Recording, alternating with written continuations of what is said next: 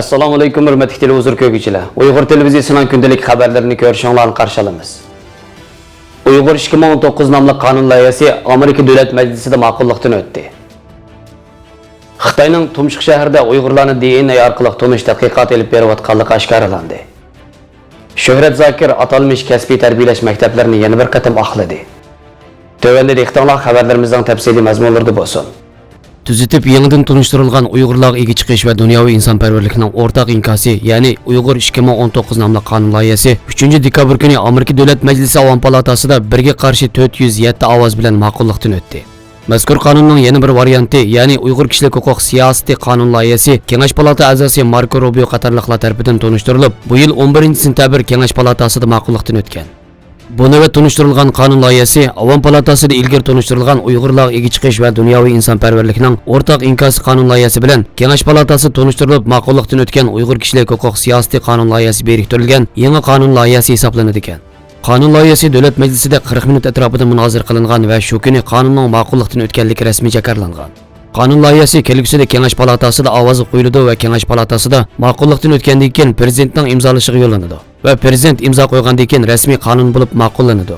Amerika prezidenti qonun ma'qullanib e'lon qilingandan keyin 4 oy ichida parlamentga bir parcha Xinjiang xalqiga bo'lgan insoniy huquqiga cheqilish qilmishiga mas'ul bo'lish, shundaqla qaror chiqarguvchi, planlovchi, amallashtirguvchi, ijro qiluvchi qatorliq Xitoy amaldorlarining tizimlikini topshirishini hamda Magnitskiy qonuniga asosan tizimlik qilingan Xitoy amaldorlarining Amerikadagi mol-mulkini tutib qilib, ularning Amerika tuproqiga kirishini cheklaydi.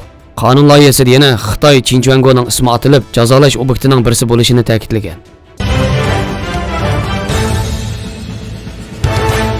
Erkin Osiyo radiosi xabarida Germaniyadagi asosiy tadqiqot organlarining biri bo'lgan Max Planck jamiyati 3-dekabr kuni Erkin Osiyo radiosiga bayonot berib, Sharq Turkistonning Tumshuq shahrida olib berilayotgan DNA orqali yuz tonish tadqiqotida javobgarlik borligini rad qildi. Bu organning ta'kidlashicha, mazkur tadqiqot turidagi moliya va axloqiy javobgarlik butunlay Xitoy Fan akademiyasining ustida ekan. 3-dekabr kuni e'lon qilingan Xitoyning Tumshuq shahrida tajribaxona qurib, kishilarning DNAsi orqali ularning yuz chiroyini sizib chiqish texnologiyasini sinab qilayotganligi. Germaniya Max Planck jamiyatining bu tadqiqot turiga qatnashayotgan ba'zi Xitoy tadqiqotchilarini pul bilan ta'minlaganligi haqidagi xabar xalqaro taratqular va kishilik huquq tashkilotlarining qattiq diqqatini qo'zg'agan. Xitoyning yuz tonish texnikasi orqali kishilarning etnik kimligini tonishini ishga oshirganligi va bu texnologiyaning ba'zi xalqaro o'rinlardagi bexatarlik kameralarida ishlatilganligi hammaga ma'lum. Lekin New York vaqti kezdi 3-dekabr kuni e'lon qilgan bir xabarda hamda Xitoy tadqiqotchilarining Tumshuq shahrida DNA orqali Uyg'ur kishilarning chiroyini sizib chiqishni sinab qilayotganligi oshkorlanib, mazkur tadqiqot turining Xitoy hukumatiga chetishliq ekanligi va uning qatnashayotgan 3 nafar Xitoy tadqiqotchisining kimligini e'lon qilgan. Bu tadqiqot turiga qatnashayotgan oz deganda 2 nafar Xitoy tadqiqotchisining g'arbdagi ba'zi nopozliq tadqiqot o'rinlari bilan hamkorlik munosabati borligi ta'kidlanib, Germaniya Max Planck jamiyati bu tadqiqotchilarning biriga $22,000 yordam berganligi. Shundaqla yana bir Xitoy tadqiqotchining o'z navbatida yana Gollandiya Erasmus universiteti tibbiy markazida vazifasi borligi bildirilgan. Erkin Osiyo radiosi bu munosabat bilan 3-dekabr kuni Germaniyadagi Max Planck jamiyatiga telefon qilib, ularning Sharq Turkistonda yuz berayotgan hodisalardan xabar bor yo'qligi, kishilik huquq tashkilotlarining andishlariga qanday inkos qaytaradiganligini so'raganda, mazkur jamiyatning bayonotchisi Kristina Bek savollar qaytargan yozma bayonotida o'zlarining buningda javobgarligi borligini rad qildi.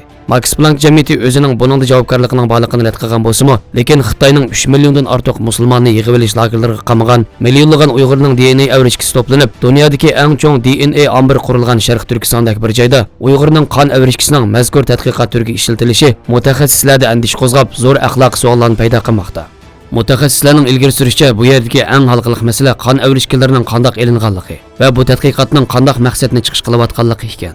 Xitoy taraf mazkur tadqiqotda o'zlarining xalqaro ilmiy o'lchamlarga amal qilayotganligi, uningda ishlatilayotgan qon avrishkisi Tumshuqdagi yerlik aholilarning roziligi bilan inilganligini ilgari sursimi, lekin xalqaroda Xitoy inson qo'l hujayrasini gumonliq ishlarga ishlatyotdi degan qarashdagi mutaxassis va faoliyatchilarning soni barqansir ko'paymoqda.